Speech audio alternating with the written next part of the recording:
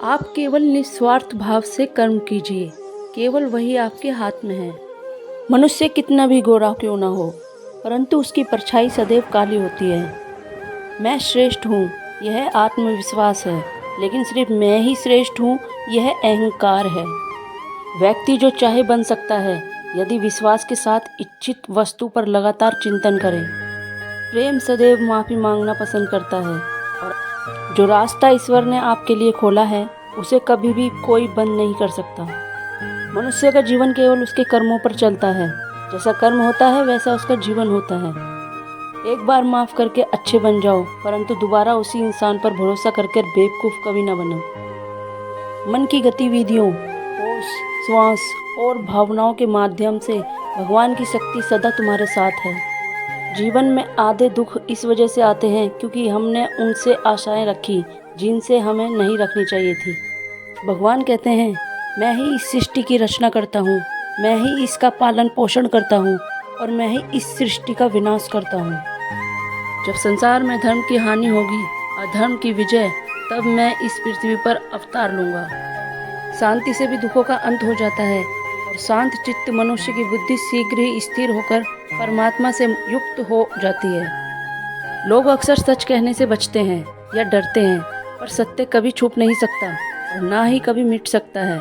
कितना भी छुपा लें, पर सच तो उजागर हो ही जाएगा। जो बात सच पर आधारित हो, उसे करने या कहने से कभी नहीं डरना चाहिए। इच्छा पूरी नहीं होती तो क्रोध बढ़ता है, और इच्छा पूरी होती है तो लोभ बढ़ता है। इसलिए जीवन की हर स्थिति में धैर्य बनाए रखना। प्रभु कहते हैं, धर्म केवल रास्ता दिखाता है, लेकिन मंजिल तक तो कर्म ही पहुंचाता है। श्री कृष्ण ने कहा है, अगर तुम्हें किसी ने दुखी किया है तो बुरा मत मानना। लोग उसी पेड़ पर पत्थर मारते हैं जिस पेड़ पर ज़्यादा मीठे फल होते हैं। स्वार्थ से रिश्ते बनाने की कितनी भी कोशिश करें, वो कभी नहीं बनते हैं, और प्रेम से बने रिश्तों को कितना भी तोड़ने की कोशिश करें, वो कभी नहीं टूटते।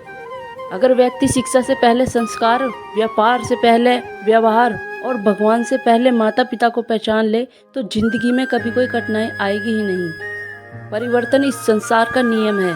कल जो किसी और का था, आज वो तुम्हारा है, एवं कल वो किसी और का होगा। विषयों का चिंतन करने से विषयों की आसक्ति होती है, आसक्ति से इच्छा उत्पन्न होती है और इच्छा से क्रोध होता है, क्रोध से सम्मोहन और अविवेक उत्पन्न होता है। जो कुछ हुआ अच्छे के लिए हुआ, जो हो रहा है अच्छे के लिए हो रहा है, जो होगा वह भी अच्छे के लिए ही होगा। श्री कृष्ण कहते हैं, मेरे लिए ना कोई घृणित है और ना ही कोई प्रिय, ना कोई निर्धन है और ना ही कोई धनी। बस जो भक्ति भाव के साथ मुझे याद करते हैं, मैं उनका हूँ और वो मेरे हैं। आप वही हैं जिसमें आप विश्वास करते हैं। आप वह बन जाते हैं जो आप मानते हैं कि आप बन सकते हैं। अगर तुम अपना कल्याण करना चाहते हो तो सभी तरह के उपदेशों, सभी धर्मों को छोड़कर मेरी शरण में आ जाओ, मैं तुम्हें मुक्ति प्रदान करूंगा। जिस इंसान के चारों तरफ नकारात्मक लोग रहते हैं, उस इंसान का मंजिल से भटक जाना तय है। सुख दुख का आना जाना सर्दी गर्मी के आने जाने जैसा ही है, इसलिए इन्हें सहन करना सीखना ही उचित है। निर्बलता अवश्य ईश्वर देता है, परंतु मर्यादा मनुष्य का मन खुद निर्माण करता है। जीवन में वाणी को संयम में रखना अनिवार्य है, क्योंकि वाणी से दिए हुए घाव कभी नहीं भरते। भगवान कहते हैं, मैं हमेशा तुम्हारे साथ और तुम्हारे आसपास रहता हूँ, चाहे तुम कुछ भी कर रहे हो। जीवन में समय चाहे जैसा भी हो, परिवार के साथ रहो। सुख हो तो बढ़ जाता है और दुख हो तो बट जाता है।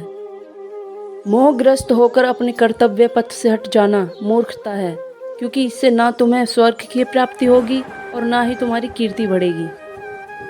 कर्म का फल व्यक्ति को उसी तरह ढूंढ लेता है जैसे कोई बछड़ा सैकड़ों गायों के बीच में अपनी माँ को ढूंढ लेता है। व्यक्ति कर्म करने से कभी छुटकारा नहीं पा सकता है, इसलिए तुम्हें हमेशा कर्म करते रहना चाहिए, क्योंकि कर्म के बिना तुम्हारे शरीर का निर्वाह भी नहीं हो सकता है।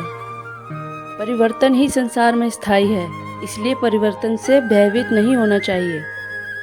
प्रभु कहते हैं, जो लोग दूसरे की सहायता करते हैं, ईश्वर उनकी सहायता करते हैं। जब यह संसार ही स्थायी नहीं है, तो इस संसार की कोई वस्तु कैसे स्थायी हो सकती है।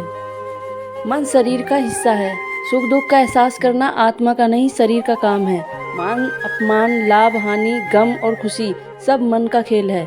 वीडियो अच्छी लगे तो चैनल को सब्सक्राइब एंड वीडियो को लाइक अवश्य कीजिएगा। राधे राधे।